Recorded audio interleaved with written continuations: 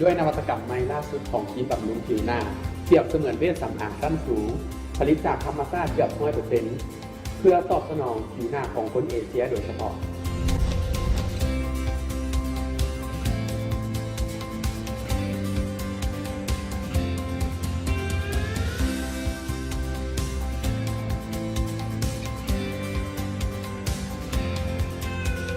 ในรูปแบบเนื้อเจลที่ซึมง่ายบางเบากว่าเนื้อครีมทั่วไปตามท้องตลาดถึง10 เท่า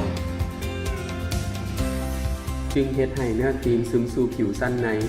บำรุงตั้งแต่ภายในสู่ภายนอก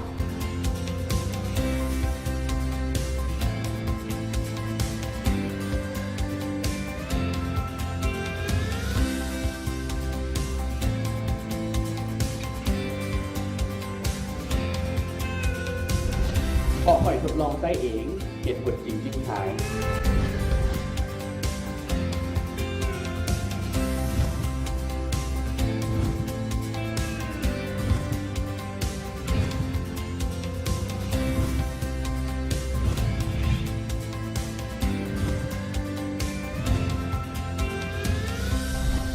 ขอข่อยเปลี่ยนได้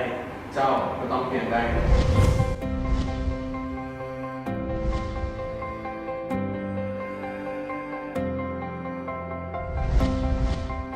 ยืนยันสกินเราเปลี่ยนได้จงก็เปลี่ยนได้